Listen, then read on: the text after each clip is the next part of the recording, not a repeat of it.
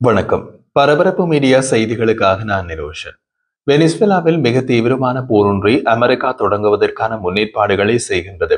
America ஏற்கனவே வெனிசுவேலாவில் உள்ள Caribbean கடல் மற்றும் கிழக்கு பசிபிக் கடல் பகுதிகளில் போர்க்கப்பல்கள், ஒரு பயண கடற்படை பிரிவு, ஆளற்ற விமானங்கள், போர் விமானங்கள் மற்றும் கண்காணிப்பு விமானங்களை வைத்திருக்கிறது. ஞாயிற்றுக்கிழமை வழிகாட்டப்பட்ட ஏவுகணை அழிப்பு கப்பலான யுஎஸ்எஸ் கிராப்லி அப்பகுதியில் உள்ள தீவு நாடான டிரினிடாட் அண்ட் டொபாகோவுடன் ராணுவ படைகளுடன் கூட்டு பயிற்சிகளுக்காக அதன் தலைநகர் போர்ட் ஆஃப் ஸ்பெயினில் நிறுத்தியுள்ளது. டிரினிடாட் அண்ட் டொபாகோ நாட்டில் கணிசமான எண்ணிக்கையில் இந்திய வம்சாவளியினர் வசிக்கின்றனர். செப்டம்பர் தொடக்கத்தில் இருந்து அமெரிக்க படைகள் இப்பகுதியில் குறைந்தது 10 படகுகளை வெடிக்கச் செய்துள்ளன.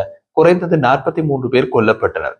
அமெரிக்காவுக்குள் இந்த படகுகள் மூலம் வெனிசுவேலாவில் இருந்து போதைப்பொருள் கடத்த முயன்றதாக ட்ரம்ப் நிர்வாகம் குற்றம் சாட்டியுள்ளது. ஆனால் ஆதாரங்களை வழங்க மறுத்துவிட்டது. அது தொடர்பாக அமெரிக்க காங்கிரஸில் உள்ள சில உறுப்பினர்கள் விசாரணை நடத்தப்பட வேண்டும் என்று குறிப்பிட்டுள்ளார்கள். இதுவரை படகுகளில் தாக்கி மூழ்கடிக்கப்பட்டவர்கள் போதைப்பொருள் வியாபாரிகள் என்று ட்ரம்ப் மற்றும் அவரது நிர்வாகம் குற்றம் சாட்டியுள்ளனர். ட்ரம்ப் மற்றும் அவரது நிர்வாகம் யாருடைய பெயரையும் சொல்லவில்லை. அவர்கள் எந்த ஆதாரத்தையும் காட்டவில்லை. கொல்லப்பட்டவர்கள் ஆயுதம் ஏந்தி இருக்கின்றார்களா என்று யாரும் சொல்லவில்லை. மேலும் எங்களிடம் எந்த ஆதாரமும் இல்லை என்று செனட் உறுப்பினர் ராண்ட் பால் பாக்ஸ் நியூஸில் தெரிவித்தார். ஐரோப்பா மற்றும் மேற்கு ஆப்பிரிக்காவுக்கு கஞ்சா மற்றும் கொகைன் போதைப் பொருள் அனுப்ப பயன்படுத்தப்படும் பாதையில் உள்ள கப்பல்களில் பல தாக்குதல்கள் நடந்துள்ளன. ஆனால் போதைப் பொருள் கடத்தல் மற்றும் தொடர்புடைய குற்றங்களில் நடவடிக்கை எடுப்பது பொதுவாக இராணுவம் அல்ல, சட்ட அமலாக்கத்தின் மூலம் நாம் செய்யும் ஒன்று என்று அவர் கூறினார். எனவே இந்த கட்டத்தில் நான் அவற்றை நீதிக்கு புறம்பான கொலைகள் என்று அழைப்பேன் என்றும் குறிப்பிட்டார். ட்ரம்ப் நிர்வாகம் இப்போது தாக்குதலை விரிவுபடுத்துவது போல் தெரிகின்றது. தென் அமெரிக்காவின் கரீபியன் கடற்கரையில் பல தாக்குதல்களை நடத்திய பின்னர் அமெரிக்க படைகள் தென் அமெரிக்காவின் பசிபிக் கடற்கரையில் கப்பல்களை தாக்கின. அடுத்தது நிலத்தில் தாக்குதல் என்று ஜனாதிபதி டொனால்ட் ட்ரம்ப் கூறினார். அவர்கள் இனி படகு மூலம் வராததால் அவர்கள் இன்னமும் கொஞ்சம் அதிகமாக நிலம் வழியாக வருவார்கள் என்று அவர் செய்தியாளர்களிடம் கூறினார். அவர்கள் நிலம் வழியாக வரும்போது நாங்கள் அவர்களை மிகவும் கடுமையாக தாக்குவோம். அவர்கள் இன்னமும் அதை அனுபவிக்கவில்லை, ஆனால் இப்போது நாங்கள் அதை செய்ய முற்றிலும் தயாராக இருக்கிறோம் என்றார். வெனிசுவேலா ஜனாதிபதி நிக்கோலஸ் மடுரோவும் ட்ரென்டி அரக்வா குழுவும் அமெரிக்காவுக்கு போதைப் பொருள் கடத்துவதாக ட்ரம்ப் குற்றம் சாட்டியுள்ளார். வெனிசுவேலாவுக்கு ரகசிய நடவடிக்கைகளை நடத்த சிஐஏக்கு அவர் அங்கீகாரம் அளித்துள்ளார். போதைப் பொருள் தீவிரவாதத்திற்கு எதிராக அமெரிக்கா ஒரு போரை நடத்தி வருவதாக நிர்வாகம் இந்த மாதம் காங்கிரசுக்கு தெரிவித்தது.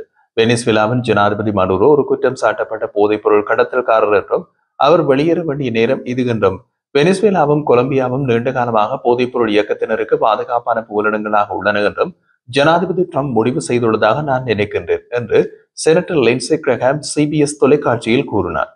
வெனிசுவேலா மற்றும் கொலம்பியாவுக்கு எதிரான எதிர்கால சாத்தியமான ராணுவ நடவடிக்கைகள் குறித்து ஆசியாவிலிருந்து திரும்பும் போது காங்கிரஸ் உறுப்பினர்களுக்கு விளக்க திட்டமிட்டுள்ளதாக ஜனாதிபதி தன்னிடம் கூறியதாக அவர் கூறினார். எனவே அமெரிக்க தாக்குதல்கள் கடலில் இருந்து தரைக்கு அதிகரிக்கும் சாத்தியங்கள் குறித்து காங்கிரஸில் ஒரு விளக்க உரை இருக்கும் என்று எதிர்பார்க்கலாம். யுஎஸ்எஸ் ஜெரால்ட் ஃபோல்ட் மற்றும் அதனுடன் தொடர்புடைய போர்க்கப்பல்கள் பல தாக்குதல் மற்றும் தற்காப்பு திறன்களை கொண்டுள்ளன, கண்காணிப்பு திறன் உட்பட. இவை கரீபியன் கடல் பகுதியில் அதிகரிக்கும் அமெரிக்க ராணுவ நடவடிக்கைக்கு முக்கியமானதாக இருக்கலாம். யுஎஸ்எஸ் ஜெரால்ட் ஃபோல்ட் உலகின் மிகப்பெரிய விமானம் தாங்கிய கப்பல். இது பொதுவாக நூற்றுக்கணக்கான போர் விமானங்கள், ஹெலிகாப்டர்கள் மற்றும் 4000க்கும் மேற்பட்ட மாலுமிகளை வைத்திருக்கின்றது. ஐரோப்பாவில் சமீபத்தில் நிறுத்தப்பட்ட போது ஃபோர்ட் கப்பலுடன் யுஎஸ்எஸ் மகான், யுஎஸ்எஸ் வின்சென்ட் சர்ச்சில் மற்றும் யுஎஸ்எஸ் பெயின் பிரிட்ஜ் ஆகிய ஏவுகணை தாங்கி கப்பல்களும் சென்றன. ஆனால் அந்த கப்பல்கள் அதனுடன் கரீபியனுக்கு பயணிக்குமா என்பது தெளிவாக தெரியவில்லை. கடற்படை மற்றும் மரைன் கார்ப்ஸ் வெனிசுவேலா கடற்கரையில் ஒரு பணிக்குழுவை நிறுத்தியுள்ளன. கடற்படை நடவடிக்கைகளுக்கான கடல் தரை தாக்குதல் 4500க்கும் மேற்பட்ட மாலுமிகள் மற்றும் மரைன்களால் பணியமர்த்தப்பட்டுள்ளது. இந்த குழுவில் வழிகாட்டப்பட்ட ஏவுகணை தாங்கி கப்பல்கள், ஒரு தாக்குதல் நீர்மூழ்கி கப்பல், ஒரு சிறப்பு செயற்பாட்டு கப்பல் மற்றும் உளவு விமானம் ஆகியவை அடங்கும். இந்த குழு கடலில் இருந்தும் தாக்கலாம், தரையில் இருந்தும் தாக்கலாம். பென்டகோன் சிறப்பு நடவடிக்கைகளுக்கான மிதக்கும் தளமாக மாற்றப்பட்ட ஒரு சிவிலியன் கப்பலான MV ஓஷன் டிரைடரையும் நிறுத்தியுள்ளது. இந்த கப்பல் அந்த பகுதியில் சிறப்பு நடவடிக்கை படைகளுக்கான முகாம்களாகவும் கட்டளை மையமாகவும் செயல்பட முடியும். உலகின் மிகவும் ஆபத்தான பணிகளை ஆதரிக்கும் ஒரு விரிவான உயரடுக்கு ஹெலிகாப்டர் பிரிவான 160வது சிறப்பு செயற்பாட்டு விமான படைப்பிரிவும் இந்த பகுதியில் நிறுத்தப்பட்டுள்ளது.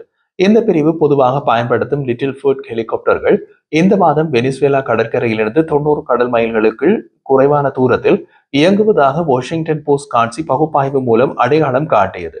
அமெரிக்க அதிகாரி ஒருவர் தி வாஷிங்டன் போஸ்டிடம் ஹெலிகாப்டர்கள் பயிற்சிகளில் ஈடுபட்டு இருந்தன. அவை வெனிசுவேலாவுக்குள் பயணங்கள் செய்வதற்கான சாத்தியங்கள் உட்பட விரிவாக்கப்பட்ட மோதலுக்கான தயாரிப்பாக செயல்படக்கூடும் என்று தெரிவித்தார். பென்டகனால் அறிவிக்கப்பட்ட அல்லது ஒப்புக்கொள்ளப்பட்ட கப்பல்களின் அடிப்படையில் கரீபியனில் 10,000 அமெரிக்க மாலுமிகள் மற்றும் கடற்படையினர் இருப்பதாக மதிப்பிடப்பட்டுள்ளது. இந்த எண்ணிக்கையில் போர்ட்டோரிக்கோவில் உள்ள அமெரிக்க துருப்புக்கள் சேர்க்கப்படவில்லை. அவர்களையும் சேர்த்தால் அந்த மொத்த எண்ணிக்கை கணிசமாக அதிகரிக்கக்கூடும். ராய்டர்ஸ் வெளியிட்ட படங்கள் மற்றும் அறிக்கைகளின்படி MQ-9 ரீப்பர் ஆளற்ற விமானங்கள் மற்றும் F-35 போர் விமானங்கள் உட்பட கூடுதல் விமானங்கள் போர்ட்டோரிக்கோவில் உள்ள அமெரிக்க தளங்களில் காணப்பட்டுள்ளன. மொத்தத்தில் ட்ரம்ப் தாம் பதவியேற்று 8 மாதங்களில் 8 போர்களை நிறுத்தியதாக தமக்கு தாமே புகழ் மாலை சூட்டிக் கொள்ளும் நிலையில் புதிய போர் ஒன்றுக்கும் ஆயத்தமாகிறார். அதற்கு சமாதானம் செய்து வைக்க யாரை அழைப்பது? பாகிஸ்தான் பிரதமரையா? கம்போடிய பிரதமரையா?